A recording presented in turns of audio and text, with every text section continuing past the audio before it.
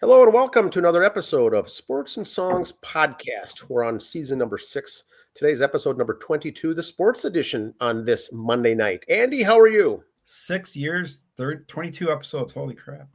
Yes, today's April 7th. So we're in, Andy, the end of the winter season. There's NBA, NHL all happening, but the college basketball wrapped up for the women's. Men's is tonight. Baseball's kicking off strong. And we've got a guest tonight. We've got Anthony joining us. Andy, what do you know about Anthony and his background? Well, he's going to be our hockey expert for us here. He's kind of for our NHL's East Coast pro hockey expert. Let's just go right into it, Anthony. We'll start with the big news. Let me just get my button here. There we go. And like we said before, the thing I loved about this, he did it in the same number of games. So there's no complaining that he did it in 50 more games or another year and a half. It was same games. So that was pretty cool. Well, first of all, thanks for having me on the program. Very excited, a big fan of the show, and glad to be here joining you both tonight. I'm out in Northern Virginia, or the DMV as we call it, District Maryland, Virginia area. Been a Caps fan since I moved out here.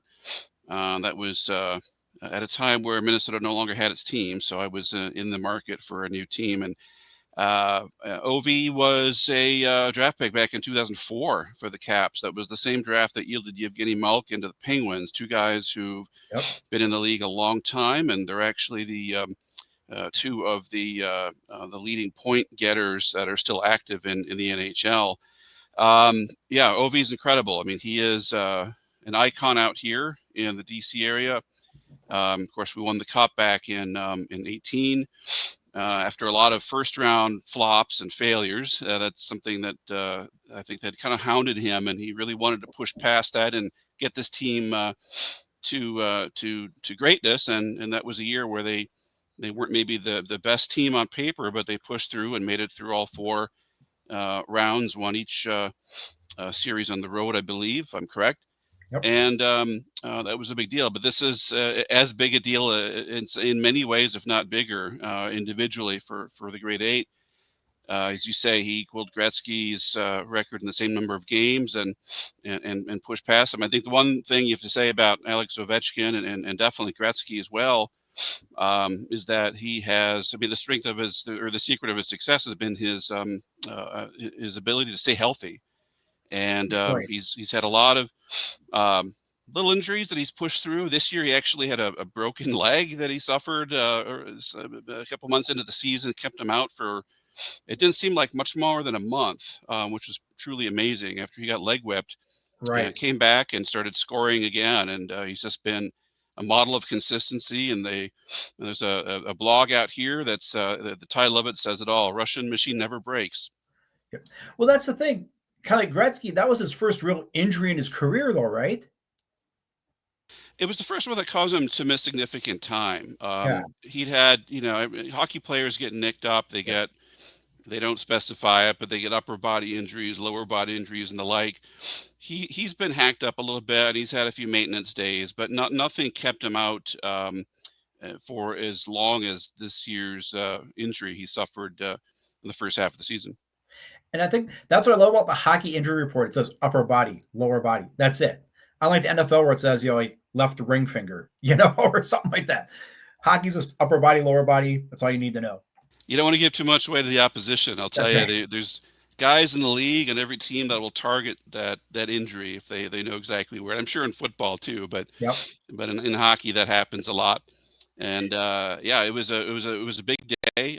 We all had hoped he'd get it at home, but he did pot a couple against Chicago, and then schedule had it going up to Long Island, and was able to get it there. So in a way it's good. I mean, it's very good. He got it. It's over with before we got to the playoffs. The team can focus in now on the Eastern Conference.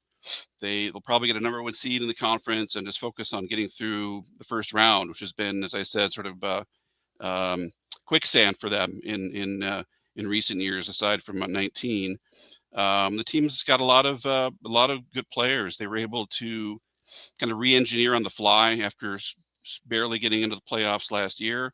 The Caps are looking good. I would say, aside from the last few games, have had a pretty good season. I think your Wild caught them at a good time as well. Yeah. When they were maybe a little bit jet lagged there, but hopefully they can keep it rolling into the playoffs. When out there did they start realizing that he's got a shot at this? Like 2 years ago, 3 years ago? When did they realize Ovechkin's got a shot at this record? When did it really become real? I think every time he hit a century mark, so when he got up to 400, there was some talk, he could be really great, and 500, and then 600, and eventually 700, and then before he knew it, he was passing Gordie Howe at 804 or whatever. And I think we all knew he was special. I would say a couple of years into being here, and the only question was, would he be healthy enough to keep it up? Because he, aside from the COVID years, Ovi has been pretty consistent in terms of netting 30, 40 goals, 50 sometimes a season, and that's tough to sustain. I mean, he's 39 years old. He's going to be 40 this year. He's got 1 year left in his contract. And I think the one that broke Gretzky's record was 42 or 43. So, he still has a few games left to add a few more if he can. He's slowing down a little bit, but the guy is huge. He's 6'3", 230, and he's just a bull out there, and keeps himself in pretty good shape.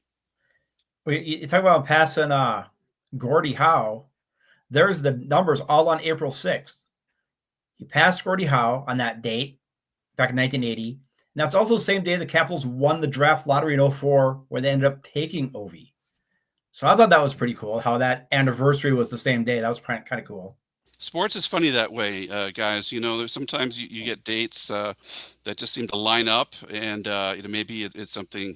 There's some karma there, but it's funny how that works. You just never know. But right now we're just hoping he's going to stay hot and keep these guys rolling into the Eastern Conference first round.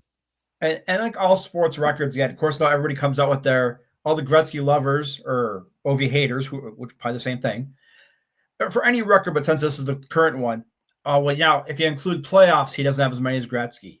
Well, that's not what the record is. The record is regular season goals. In hockey, I heard an interview yesterday. They said with Gretzky, they go, well, the goalies weren't so good when you played, Wayne, and this and that. And he goes, yeah, but I would have loved to play 3-on-3 in overtime too. So, good point. Well, I remember. I mean, we both remember.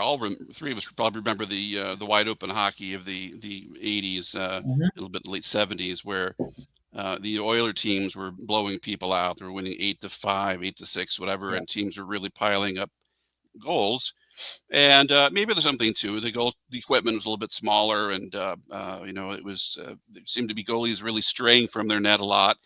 And the eras change. I think it's remarkable to get that many goals in whatever era you're playing in. And right. You look at Gordie Howe, played across several eras and several leagues as well.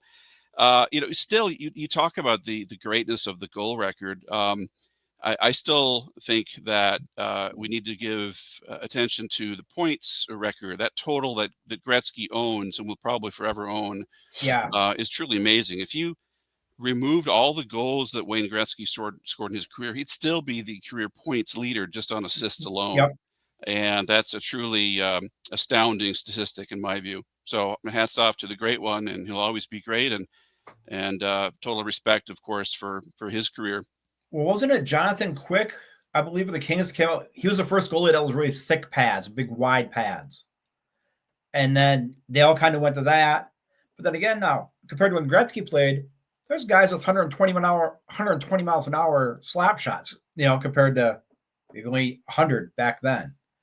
So it's changed, it's changed for the good and bad for both. Sure. I think Al McInnes was always known to have a booming slap shot, and some of those old North Stars did too. Yeah. For some reason, I kept thinking of Brad Maxwell, but I could go on about the old North Stars. But no, truly, and I think we also had the era of the neutral zone trap, where scoring was down, and some of the Jacques Lemaire type philosophy, and so you go through those different eras. even Ovechkin with his career in DC, he's had a number of different coaches. And right now we're fortunate here to have a really young, I think, genius, Spencer Carberry, who was formerly assistant up at Toronto. But there was a time where the former cap enforcer Dale Hunter was head coach here. And he actually limited Ovi's playing time. He didn't fit quite his system, and there was a couple of years where his goals were down. I think people were getting a little antsy that Hunter was holding him back to play a different kind of game. And I think the coaches have realized that they've got a special player on their hands, and you got to let Ovi be Ovi, do his thing out there. When you get older, you tend to cherry pick a little more, perhaps, but I've seen him get back on some plays defensively this year that I hadn't expected. So maybe he's in better shape than I thought for a guy of 39. Well, and that's the thing too, is here's the record that's the best on the whole Ovi career is that's all with the Capitals. That's all one team. Yeah, for sure. And I think that's something you don't see that much anymore, where a guy plays his whole career there with one club.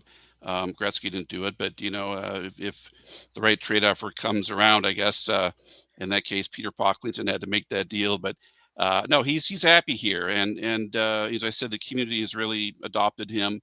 He's a staple in the area. Now we're getting some new heroes in the DC area with Jaden Daniels with the Commanders, and hopefully the Wizards will turn out some guys, some young guys that'll be good. But it's and of course the Nats had their heroes from the World Series, but it's hard to imagine anybody eclipsing number 8 right now, particularly in hockey. But he's done a lot for the market with respect to youth hockey here, with respect to college hockey clubs and so forth starting up. Ovechkin's been at the center of it. Well, I heard somewhere, you speak of the college hockey, isn't it this year or next year they're going to have a game at on the Capitol grounds for an outdoor game or out that area? That's very possible. There was discussion of having it on the reflecting pool. You'd have to find a way to freeze that somehow underneath. It doesn't get that cold here in the winters anymore. Yeah. But that would be truly cool because that's, of course, right next to the Lincoln Memorial, and it's on the mall, so you can look down and see the monument too. So that would be really neat. I don't know how quite they would do that. I guess you can make a frozen rink pretty much anywhere. You just lay the pipes down somehow and put stuff on it. But that would be a great idea. I'd love to go see that. Absolutely. They've had the outdoor game in California and Florida, so why not freeze up DC, I guess. So yeah. Right. Speaking of other stuff, we will move on to other topics here. Tony, please chime in as we go along here. UConn women. There's our local girl page, number 12 for the college. Becker's finally got her title. She was her 5th year. She didn't take the COVID exception. I think it was the injury exception. She played that 5th year, got the ring finally. Happy for her because I'd hate to have that asterisk by her. It's like, oh, you never won the big one page. Well, she finally did. Congrats to her. Here's the thing I like is with the women, it's in an arena still. I've seen some pictures from the men's game tonight where the guy's back in, deck 4, row Z.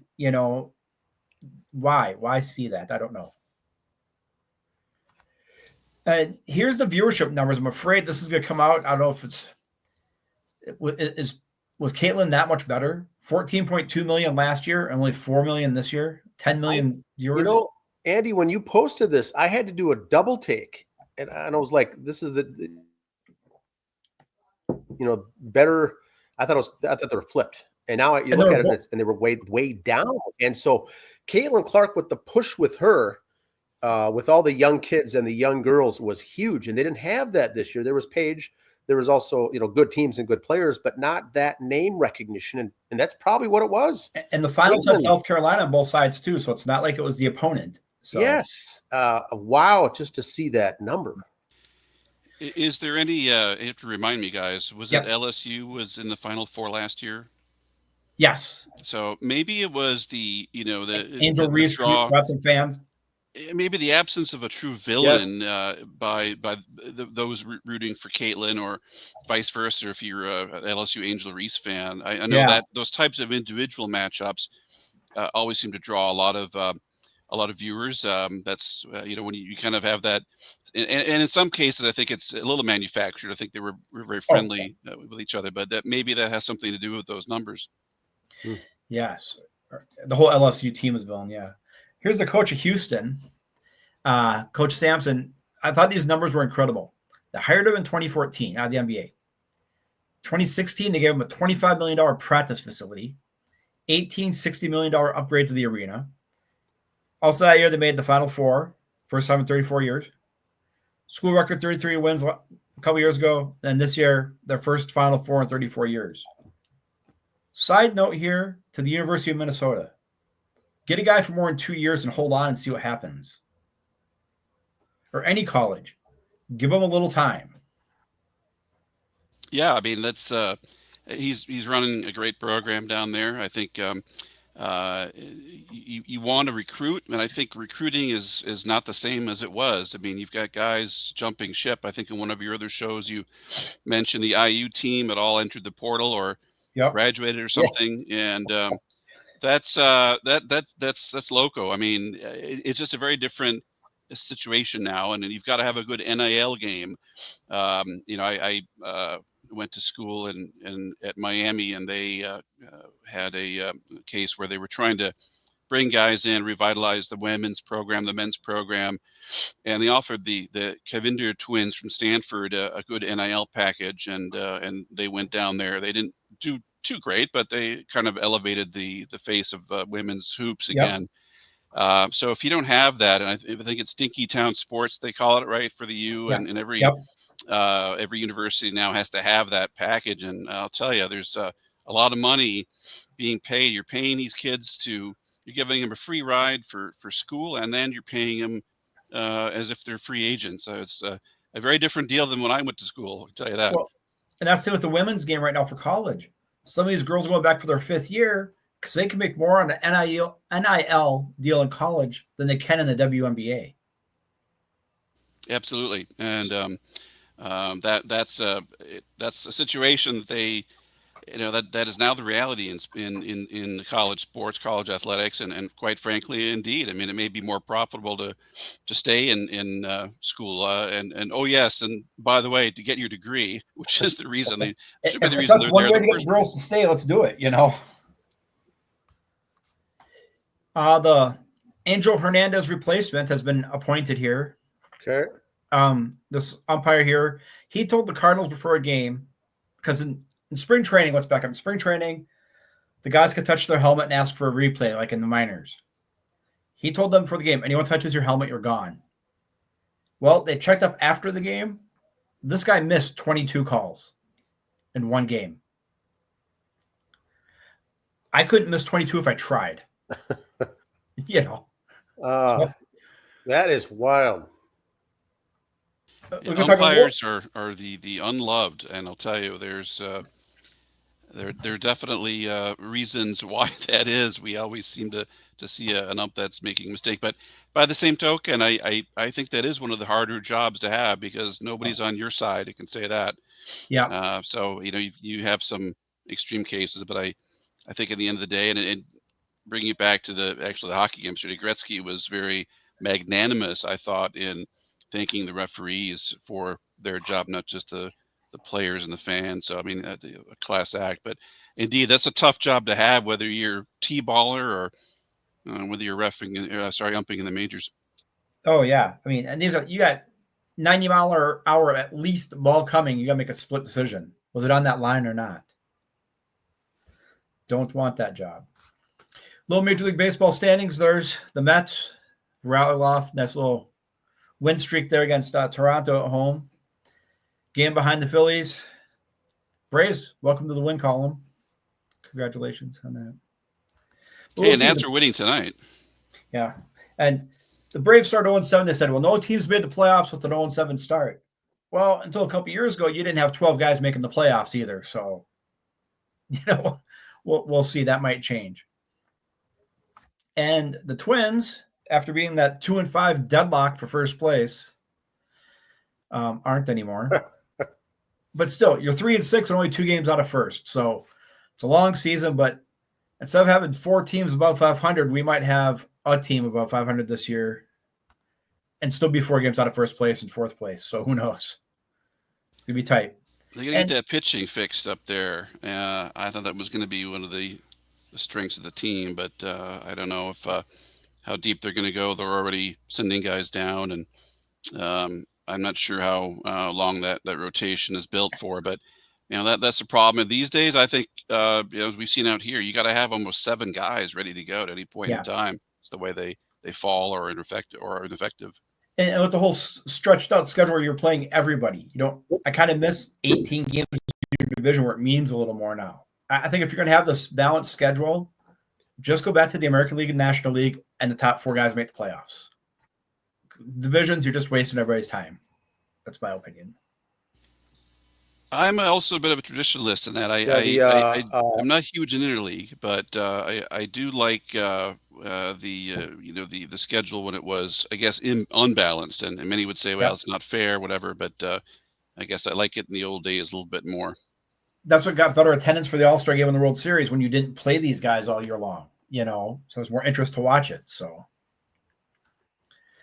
Tampa Bay still doesn't have a rough. The Twins on Anthony's point, Andy, he made a good point. I just want to expand on that for the relievers.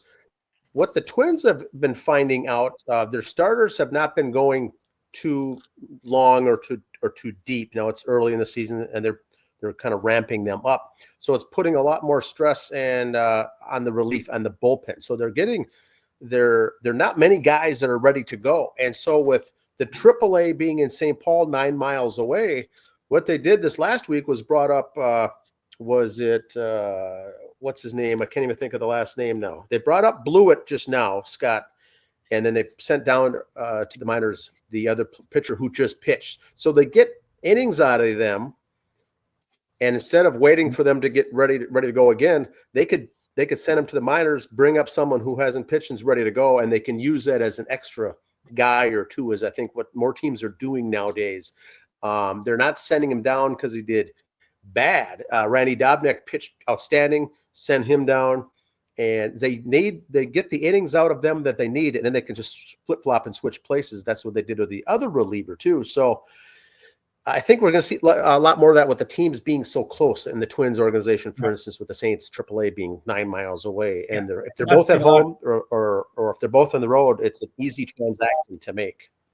Yeah, a lot of teams have their AAA real close by. Like I said, that's all. Twins are right here in St. Paul. The Mets are right there in Syracuse. So they're close by for a lot of teams. It's kind of like having the expanded roster. When you're home, you can make those changes. So it almost has a feel like that. Yeah, it feels like that. Yeah, that's a good idea. I mean, what you've got up in the cities is really a matter of convenience having their AAA team in St. Paul. For a point in time, Washington had their AAA team out in California. It didn't make any sense at all. And then they moved them, I think, to your old minor AAA town, Rochester, Red Wings. I think the Washington has their AAA team there. They have a single A team down in Fredericksburg, Virginia, which is about not even an hour's drive south. It's not big enough to be AAA, but they can see some of the younger kids they've got coming up through the system. A short drive. A lot of the hardcore fans want to go down and see those guys play. I think Dylan Cruz was there for a short time. Harper might have been there, but and they have a AA team up in Harrisburg in Pennsylvania. But it's a certain advantage to having your AAA team just across the river, as it were. Well, like with you said there, sometimes you see these pitchers, if they need a rehab, they'll send them to A or AA if it's close by where they're going to be in town. If it happens to be your AA team is in Cleveland and you're in Cleveland area, hey, we'll send them there for a rehab start, And here we go. Tropicana Field is still without a roof. Yeah, the good news also is. Yep. Brooks Lee has been the injured Brooks Lee is back. He's been doing a rehab assignment now down in the minors. So look for him to get a week, 10 days under his belt, and he should be coming back. But that's good news. That's all I got for the Twins. I don't know if Tampa Bay is going to keep their team there. There's a lot of fight going on with St. Petersburg and everything else. So there is. That's a There's some mess down there. What's your thoughts, Anthony? You have any thoughts on this, Anthony? Well, I thought I heard that the city was going to pay the whatever 13 or whatever million to fix the stadium because they were legally obligated to. So I think they're in the process now of getting that Teflon roof or that fabric roof replaced. Long term, though, that's a big question for Tampa. They've had great teams, not great attendance. It's something that at one point they were going to split time between the Tampa St. Pete area and Montreal. Yep. And I think the long-term vision is unclear. I think the ownership wants to keep them in the area. They're drawing well at Steinbrenner. It's a tiny park. I guess there's some appeal to being outdoors down there, of course, before the rain set in. But I think it's been a question for a number of years. I mean, they've had dominant teams. Had one team that went to the World Series, and they can't fill the park. So I hope they stay there. I will say that I probably sound a bit of a hypocrite because we benefited from Montreal having the same problems and moving down here back in 2005. The Nats have drawn pretty well. Some seasons better than others, but you want these teams to draw and to sell out. Maybe not sell out, but at least have a good season ticket base. And I don't know what Tampa's season ticket base is, but every time I watch a Rays game on TV, I see a lot of empty seats in that park. So maybe it's the aesthetics, guys. I don't know. Yeah. And I don't know if the splitting a season, some games in Montreal, some in Tampa, if that would work. That'd be kind of hard. But do what you got to do. I think if they get it fixed, it'll be just be a Band-Aid. I wouldn't be surprised if Tampa doesn't look for either moving or a new stadium in the next 5 years. More baseball news. Bristol, Tennessee, I'm sorry. Like I said before, the Speedway Classic. Braves and Reds are going to have a couple games there, so that'll be kind of fun to watch at the old racetrack. Maybe this will become a yearly thing. I haven't heard. Be kind of cool if they did at different racetracks. That'd be kind of fun. Speaking of, it's official. A-Rod and Mark Lurie are the new Timberwolves Lynx owners for a mere $1.5 billion, which was $1.5 billion more than I offered to pay for him, so I lost out. But I don't know if A-Rod's name is going to get better players here or not. Famous owners haven't helped the Brooklyn Nets very much, but we'll see what happens here if they open the checkbook and they try to get some names in here. Yeah, that was a really odd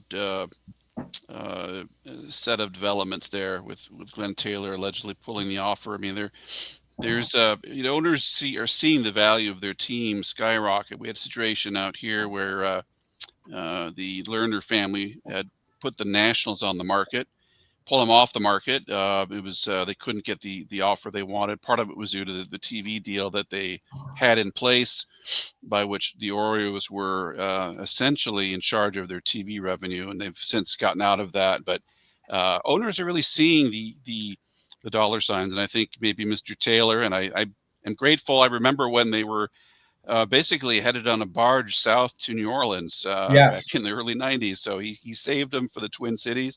Thank goodness for that. We just lost the North Stars, if I recall. Yep. And that would have been a 1-2 gut punch. So he saved them. And now we have new owners. But let's hope they invest in the Target Center. Again, maybe they can make some better fixes to that, make it a stronger venue, stronger home court advantage, and really invest in the team. They've got the issues of salary cap, and I think Cat was a casualty of some of the big contracts that they've got going on up there. But let's hope that they can really invest in the fans as well. And I think Timberwolves and the Lynx both deserve it. Wolves, I'm still very hopeful for after last year's run, even without Cat coming in. But hopefully Randall and Ant and company can lead him back to the conference finals or farther. Yeah, I remember a few years ago we had that big Joe Smith contract controversy there too that kind of hurt there.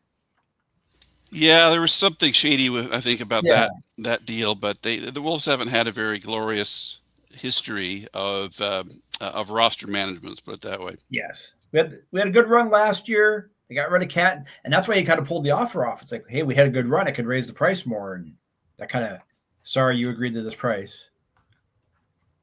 Well, again, money talks, and when you look at what he could be making today versus when he agreed to the offer, I guess he had second thoughts. But these are big investments, and you see I can't remember the last team sold, but it was a king's ransom, and the owners are really anxious to get into it, and I think now those who are selling maybe have second thoughts or maybe want to maximize the price they're getting, and again, so much of that is tied into TV revenue, and I think that's been the issue here. With baseball. Baseball TV revenue is its own monster right now, and you guys are getting your own station. I think in Washington they're talking about breaking out of the current arrangement, getting a Nationals only channel. If you look at the people involved here, you got Glenn Taylor, you got Alex Rodriguez, and I'm going to sound a little bit like my father here. The only person that won on this was the lawyers, the fighting back and forth there. You had the contract deal. They just kept pressing it on. As a fan here, as long as we got an owner and they're paying people, I could really care less who's signing the checks, So as long as you sign the checks, get some good players here is what really matters to me. I would be interested in finding out what really took place in that Glenn Taylor debacle. Why did he fold so easy? There was a deal. Everyone did what they were told, and then it got into the finger pointing, and some nefarious things were going on, I think. And now that it's all done, I'm hoping if that would possibly come out. I don't know if it'll come out in a book or something down the road, but it was very interesting. These are not just simple mistakes. There was some shenanigans going on with this, and like Andy, what you said.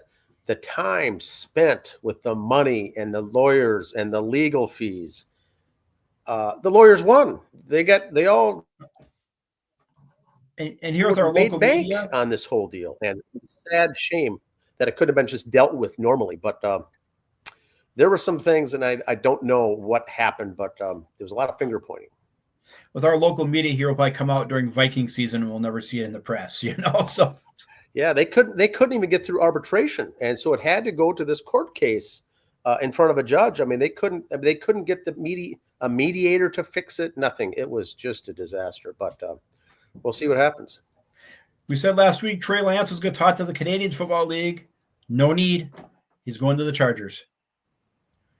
They're going to sign him. He'll go there, which kind of means Easton Stick's out of a job. Former Bison backup or quarterback was their backup, so.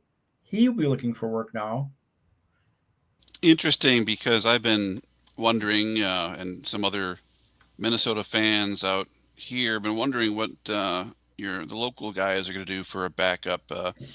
I guess Brett Rippon is technically the backup now to McCarthy. On paper, he is, yeah. On paper, but boy, I don't know. With Aaron Rodgers probably out of the picture and other guys having signed, I thought maybe Trey Lance might end up in the Twin Cities, but I guess it wasn't made to happen. I don't know if they're going to wait and see on the draft if they get someone in the third round, trying to find some dark horse in there or what's going on. You never know. Maybe Fitzpatrick will come out of retirement again. Maybe they'll draft Max Brosmer. I'll tell you, he's a good-looking young quarterback. Played for the U here at a good season. Led the Gophers to that Big Dukes Mayo Bowl win over Virginia Tech. Good-looking young player. Kid up from NDSU was good this year, and so we'll see. And there was one quote I saw. I want to put out this here. I saw this just the other day.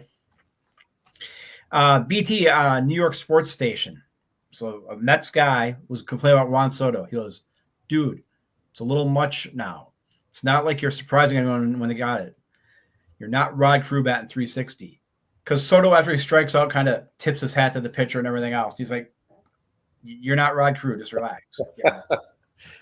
Give it up, Juan.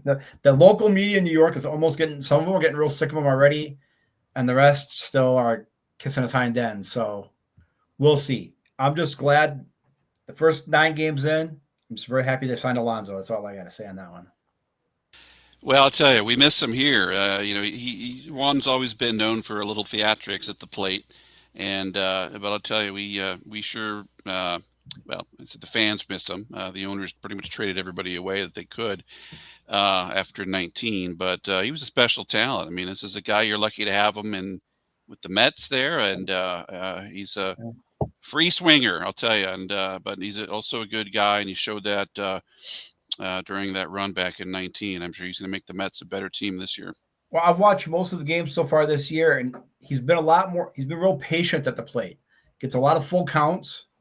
I don't know if his name gets some of the calls because some look pretty close, but he gets a lot of full counts, so he's getting good pitches to hit.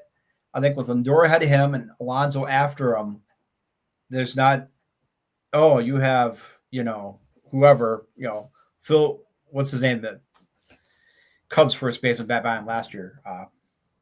But still, you got a better hitter behind you, so he's sandwiched in there. Top three for the Mets are going to be okay. I talked to a buddy of mine yesterday. So far, I'm wrong on this, but our pitching has been going through for the Mets with smoke and mirrors so far, in my opinion. Let's just hope it keeps up. They got the best bullpen ERA right now.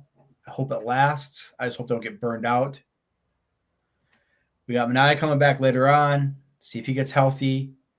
And there's talks the Mets might trade for the pitcher from the Marlins. So, Alcantara? Yep.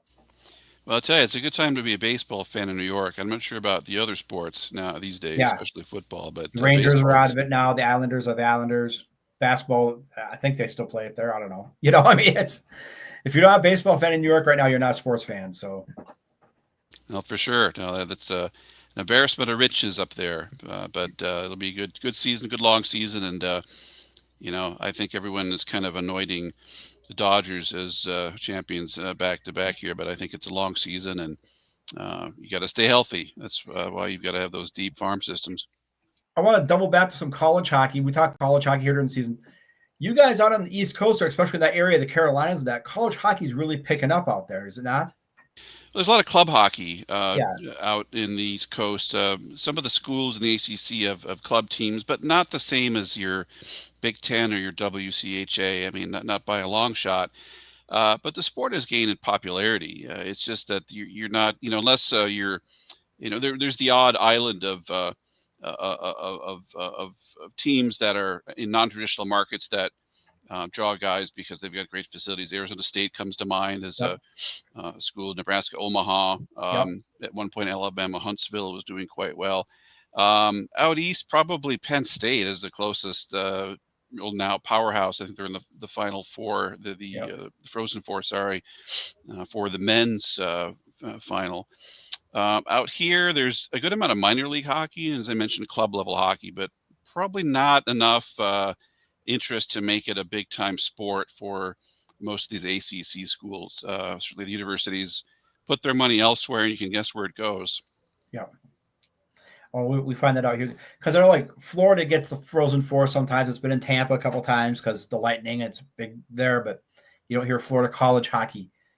So I don't know if there was if they're getting a good fan draw base there, could the Frozen Four maybe be played in Washington? Capitals. Well, it was a few years ago. In fact, I think Bemidji State was out here. Yep. That's the year BSU made it. Yeah, in the Frozen Four. So they drew great, but there was a lot of tourists. I think that probably they could have it again, but they want to give it exposure, and I think that's why they shop it around. And there's a lot of hockey being played in warm weather markets now, and at the pro level. And you mentioned Carolina, that's they've done quite well with the Hurricanes, having moved, of course, from Hartford some years back, and they draw really well. So it's a legitimate market down in Raleigh. So it's good to see that.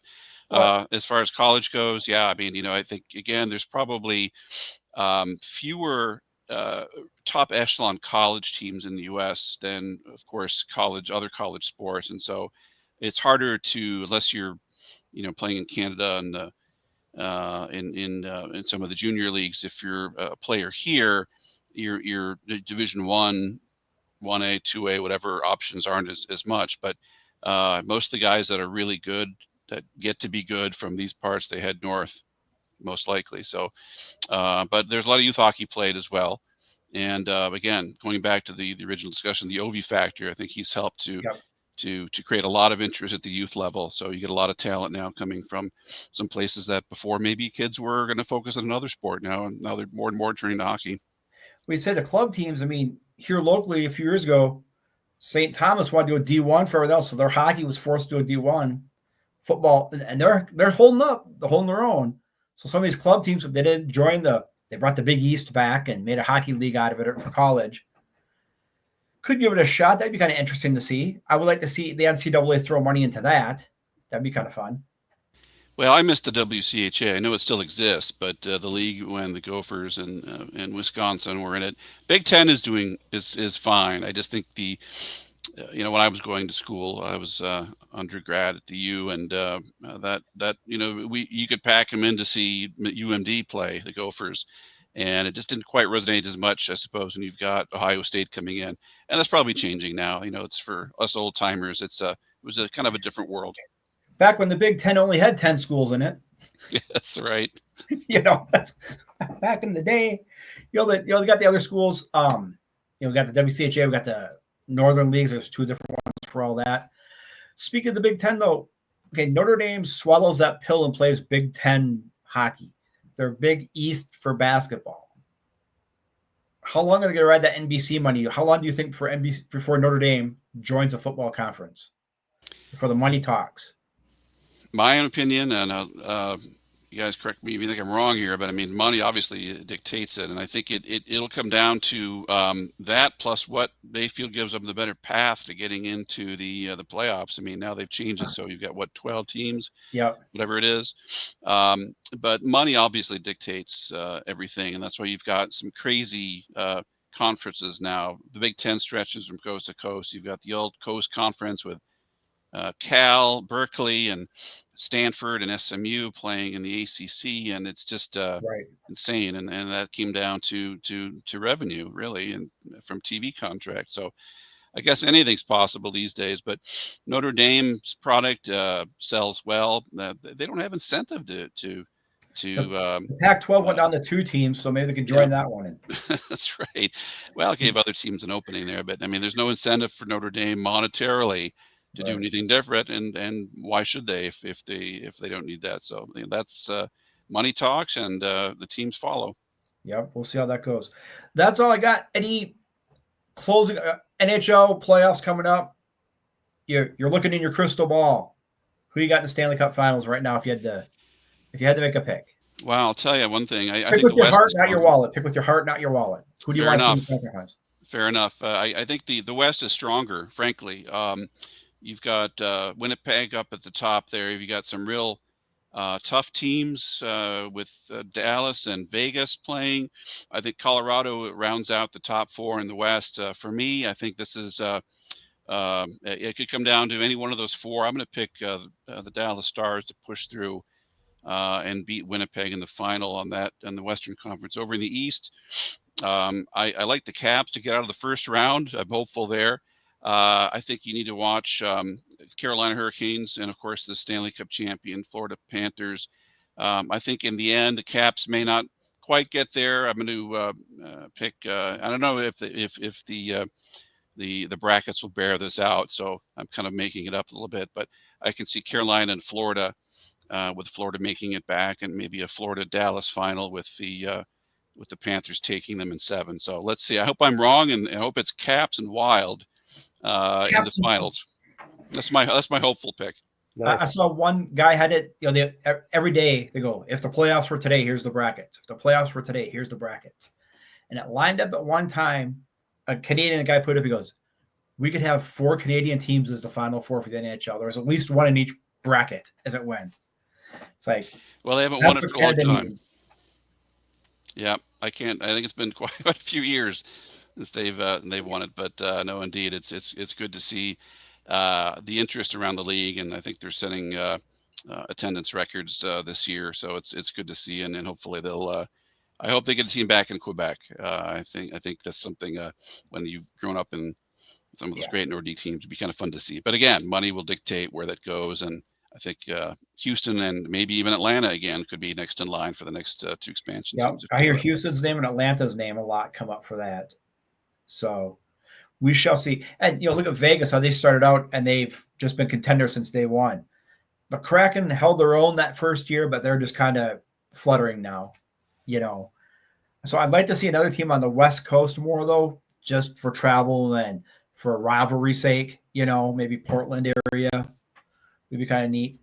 Yeah, absolutely. They got to balance this out though, and some of the travel can be tough. But I'm glad there's the interest. I think Houston is probably the largest market if you want to just Yep. go by size. But Yep. and Atlanta probably they've lost 2 teams. But I know it's great. The interest is there. The league is doing terrific, and I think they're going to jack up the salary cap ceiling next year as well. Yeah, and I think the women's hockey here has helped a lot too. The women's professional league, they've played in towns without a team, and they're selling out. So there's a hunger for hockey in these other markets. So it's kind of cool too to see.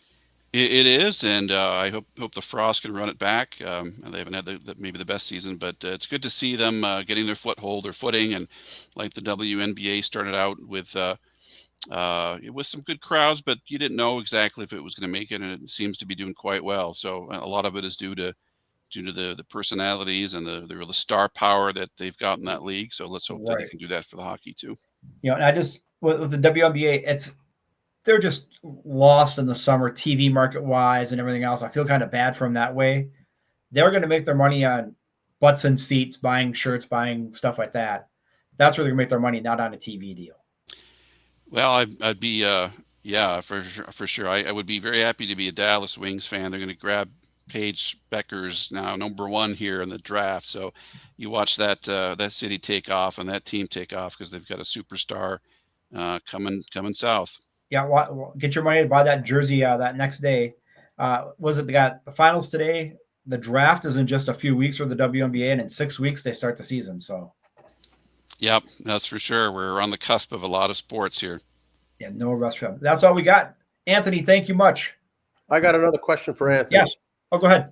The UFL just wrapped up their second week of the regular season. Now, out in DC, the Defenders are 2-0, Anthony. What kind of fan base is out there? In all honesty, do people go? They play at Audi Field, and they're 2-0. Any thoughts there coming from someone local there? Dan, it's rabid, and they've got the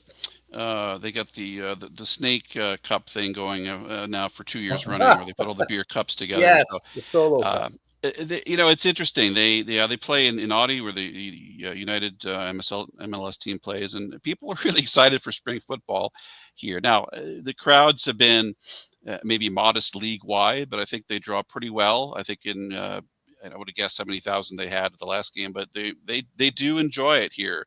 I think can we say that it's maybe some kind of yearning for winning football that they hadn't had until last year. So Yeah. I think people are really jacked up for football, and I'm glad the Defenders are doing well. They just got to finish the job and get that big W at the end. But thanks for that question. It's often overlooked, but it's a fun league, and I go back to being an original USFL fan in the early 80s. So it's good to see spring football again, and hopefully it's going to be here to stay. Did the Commanders' success help their spring football team's success a little bit for attendance? I think there's definitely a relationship there where people are happy to go out and watch football at any time of the year, and I think certainly Jaden Daniels and the Commanders, some of the success they had have helped this year. But it's fun to be out there. You can get real close to the games. You don't have to pay an arm and a leg to sit up in the 400 section. You can get real close to the field, and I think people like to have that access as well that maybe they can't get at an NFL game. Awesome. Beautiful. That's all we've got. Thanks again for your time, Anthony, and we'll see you next time. And anything else you can think of? Just catch us Thursday for the songs episodes and Mondays for this one. Awesome. Thanks a lot, gentlemen. So Pleasure to be here. Have a good week, everybody. Take care. Yep. Take care.